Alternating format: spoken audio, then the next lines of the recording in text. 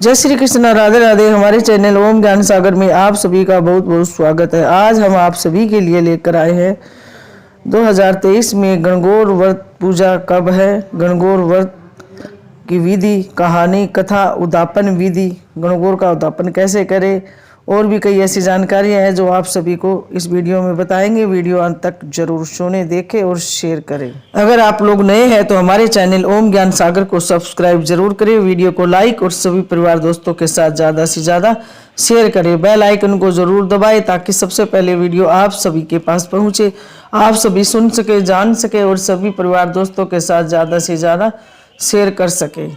मैं हूँ रीना शर्मा। आज आप सभी के लिए लेकर आई हूँ गणगौर की पूजा विधि, व्रत, उद्यापन कैसे करें और भी बहुत सी जानकारी आपको इस वीडियो में मिलेगी। वीडियो अंत तक जरूर सुने, देखें।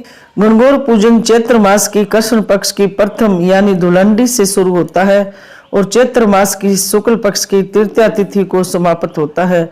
गणगौर का व्रत चैत्र मास की शुक्ल पक्ष की तृतीया तिथि के दिन किया जाता है। इस दिन सुहागन स्त्रियां व्रत रखकर भगवान शिव और माता पार्वती की पूजा करती है।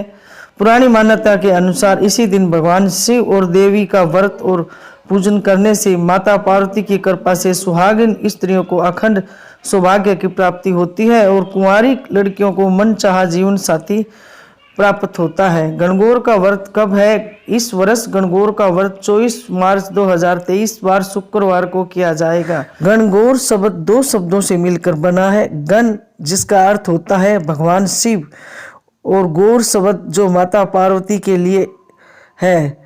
नाम ही एक तरह इस पर्व में भी भगवान शिव और माता पार्वती की पूजा अर्चना की जाती है। इस दिन महिलाएं और कुंवारी कन्याएं भगवान शिव और माता पार्वती की मिट्टी से मूर्तियां बनाती है और उनकी दूर्वा और फूलों से पूजा करती है। लेकिन इस पूजा की सबसे खास बात यह है कि इस दिन के बारे में महिलाएं अपने पति को नहीं बताती और न ही उन्हें इस पर्व का प्रसाद खाने के लिए देती है। बहुत से लोग इस व्रत के आखिरी दिन पूजा अर्चना भी करते हैं और गणगौर व्रत को कई जगहों पर गौरी तीज या सौभाग्य तीज के नाम से भी जाना जाता है।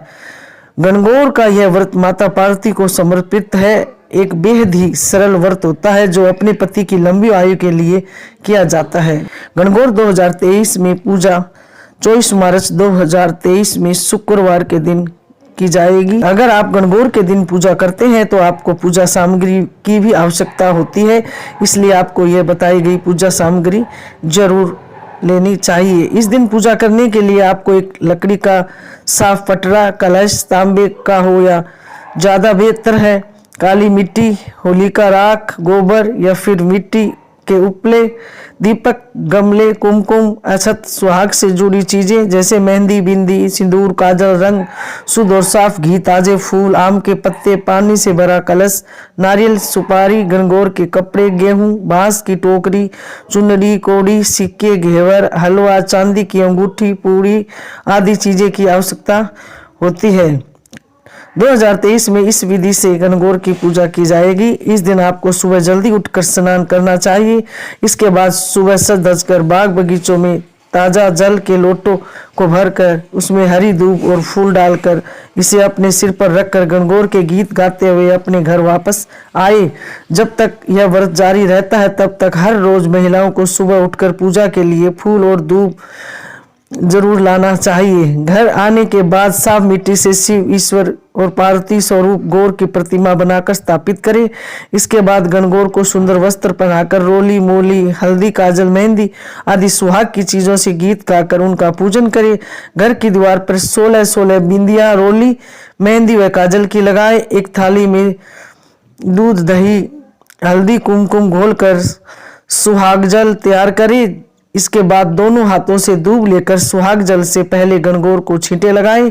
गणगौर के छींटे लगाने के बाद महिलाओं को अपने ऊपर सुहाग के प्रतीक के तौर पर इस जल के छिड़काव करना चाहिए। अंत में मीठे गुने या चूरमे या ढोकले का भोग लगाकर गणगौर माता की कहानी सुने। इसके बाद आपको शाम को शुभ मुहूर्त में गणगौर को पानी पिलाकर किसी पवित्र सरोवर या कुंड आदि में इनका विसर्जन कर देना चाहिए। गणगौर के दिन में सभी सुहागिन स्त्रियों व कुंवारी कन्याओं को गणगौर की पूजा जरूर करनी चाहिए। अगर आपने अपने घर में 16 दिन की गणगौर बिठाई है तो फिर अपने घर पर ही पूजा करे। और यदि घर में 16 दिन की गणगौर नहीं बिठाई है तो जिसने गणगौर बैठाई हो उसके यहाँ जाकर पूजा कर आए। यदि यह भी संभव ना हो तो घर पर मिट्टी की गणगौर बनाकर उसकी पूजा करे। गणगौर के दिन प्रातःकाल स्नान आदि नित्य क्रियाक्रम से निवृत्त होकर स्वस्थ वस्त्र धारण करे। विवाहित स्त्रियों 16 श्रृंगार करे, फिर पूजा स्थान पर गोबर और पानी का चौका लगाए, फिर एक डलिया में दूब बिछाकर गणगौर को बिठाए, फिर एक दीपक जलाकर जल से छींटा लगाए, 16 दातून दे, रोली से टीका करे, गणगौर के हाथ में मेहंदी लगाए, आंख में काजल डाले, मोली चढ़ाए, फूल धूप दीप चढ़ाए, चूड़ी बिंदी आदि श्रृंगार का सभी सामग्री गणगौर को चढ़ाए, चुनरी चढ़ाए। व्रत रखने वाली सुहागिन स्त्री को गणगौर पर चढ़े सिंदूर को अपनी मांग में लगाना चाहिए। ऐसा माना जाता है कि ऐसा करने से सुहागिन स्त्री का सौभाग्य अखंड होता है। हलवे का भोग लगाए व दक्षिणा भेंट करे। दीवार पर रोली से, मेहंदी से, हल्दी से और काजल से 16 बिंदियां लगाए। गणगौर की कहानी कहे, सुने, सुनाए और उसके बाद गणगौर की आरती करे और विनायक जी यानी गणेश जी की कहानी जरूर सुने। पूजा के बाद 16 मीठी मीठी मठरी, एक कटोरी में हलवा और रुपये रखकर बयाना निकाले और अपनी सासू की बड़ी स्त्री या कोई सासू बड़ी ब्राह्मणी किसी को पैर छूकर दे। लड़की के विवाह के बाद गणगौर का उद्यापन किया जाता है। उद्यापन कैसे करें आइए जानते हैं। लड़की के विवाह वाले साल ही गणगौर का उद्यापन करने का विधान है। उद्यापन की विधि इस प्रकार से है, और उस पर एक तिल और दक्षिणा और सुहाग की सारी चीजें रखकर फिर इसे हाथ फेरकर अपनी ससुराल जाकर अपनी सासू जी के चरण छूकर उन्हें दे। एक जगह 16 मट्ठी अलग लेकर हाथ फेरकर बेटी को दे।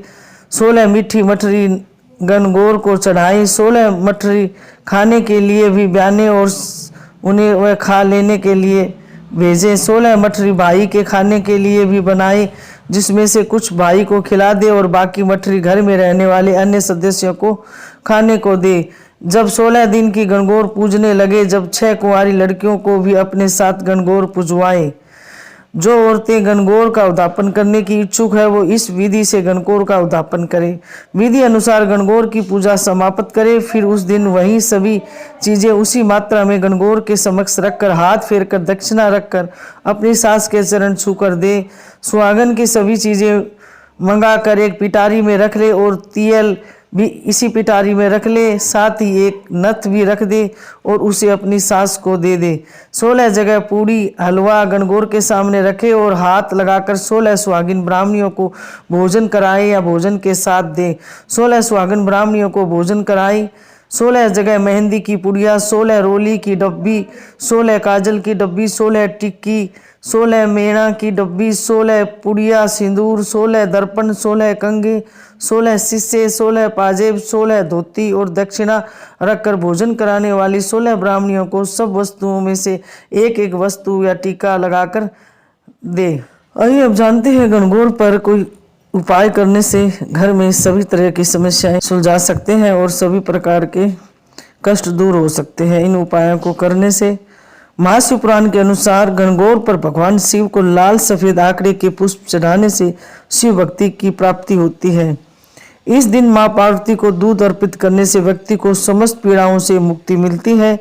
और यदि आप परिवार में खुशहाली और सुख पाना चाहते हैं तो इस दिन मां पार्वती को केले का भोग लगाकर उन्हें गरीबों में बांट देना चाहिए। इससे सभी प्रकार के कष्ट दुख दूर होते हैं और घर में सुख समृद्धि आती है। बाकी सभी जगह अलग अलग राज्य में अलग अलग जगह से अलग अलग विधि विधान रिवाज के हिसाब से किया जाता है, वैसे करिए और गणगौर माता की पूजा जरूर करिए और माँ पार्वती व भगवान गणेश से आशीर्वाद जरूर लिए। गणगौर की पूजा करने से अखंड सौभाग्यवती रहती है, पुत्रवती। गणगौर का पर्व राजस्थान और भारत की भूमि के लिए बड़ा ही पवित्र और सुखद त्योहार माना जाता है। इस पर्व को भारत में अलग अलग जगहों पर अलग अलग नामों से भी जाना जाता है। यह पर्व मां पार्वती को समर्पित है और इस पर्व में उन्हीं की पूजा की जाती है। पति पत्नी की सुखद जीवन व्यतीत करने के लिए इस व्रत का अनुसरण महिलाएं करती है। माना जाता है कि ऐसा करने से पति पत्नी के बीच भगवान शिव और मां पार्वती जैसा ही सुखद दाम्पत्य जीवन का संबंध बनता है। तो निवारी माता के नाम से जाना जाता है। वहाँ 3 दिन तक इसकी पूजा की जाती है और राजस्थान हरियाणा बाकी राज्यों में इसकी 16-17 दिन तक पूजा की जाती है और बड़ी धूमधाम से उत्सव मनाया जाता है। और राजस्थान में मेले का आयोजन होता है और गणगौर का बहुत बड़ा मेला लगता है और गणगौर की झांकी निकाली जाती है। गणगौर की पौराणिक कथा के अनुसार एक समय की बात है कि जब भगवान शिव और माता पार्वती ने वन में गए थे और माता पार्वती को प्यास लगी, नदी के पास जाकर माता ने जैसे ही पानी की अंजलि भरी तो उसमें हाथ में दूब का गुच्छा आया, दूसरी बार टेसू के फूल और तीसरी बार ढोकला नाम का फल आया। यह देखने पर माता को कुछ समझ नहीं आया। तभी शिवजी ने बताया कि आज चैत्र माह की तीज का दिन है।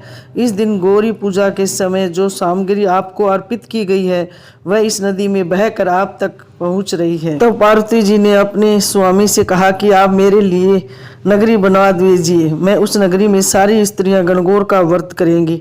तब माता को याद आया, मैं तो पहले ही इनको सुहाग की रक्षा का वरदान दे चुकी हूँ। तब उन्होंने महादेव जी से विनती करते हुए कहा कि आप इनको सौभाग्य का वरदान दीजिए प्रभु। तब भगवान ने अपनी पार्वती जी की बात मानकर अपना आशीर्वाद दे दिया और कहा, इस दिन जो स्त्रियां व्रत करने वाली को अखंड सौभाग्य की प्राप्ति होगी। औरतें इसी दिन पति की दीर्घायु की कामना करती है और माना जाता है कि इस दिन पुराने मन मुटाव खत्म हो जाते हैं। करते समय औरतें सुखी वैवाहिक जीवन की कामना के साथ पति की लंबी आयु की कामना भी करती है और घर में सुख सौभाग्य की कामना करते हुए व्रत करती है। यह थी जानकारी गणगौर पूजा कैसे करें, गणगौर 2023 में कब है और उसका उद्यापन कैसे करें। बहुत सी जानकारी हमने आज इस वीडियो में बताई है। उम्मीद करते हैं कि हमारी जानकारी आप सभी को बहुत ज़रूर पसंद आएगी। और हाँ, हमारे चैनल ओम ज्ञान सागर को सब्सक्राइब करना ना भूलें। प्लीज़ सब्सक्राइब जरूर करिए, वीडियो को लाइक सभी परिवार दोस्तों के साथ ज़्यादा से ज़्यादा शेयर करें। तो मिलते हैं ऐसी एक और नई जानकारी के साथ। जब तक आप सभी लोग स्वस्थ रहे, मस्त रहे, खुश रहे, तरक्की करे, उन्नति करे, भगवान आप सबकी हर मनोकामना पूरी करे। हमारे चैनल ओम ज्ञान सागर की ओर से आप सभी के परिवार व आप सभी को गणगौर की हार्दिक शुभकामनाएं। भगवान भोलेनाथ व माता पार्वती आप सभी की हर मनोकामना पूरी करे। तो ऐसे ही खुश रहे, मुस्कुराते रहे। जय श्री कृष्णा, राधे राधे, धन्यवाद।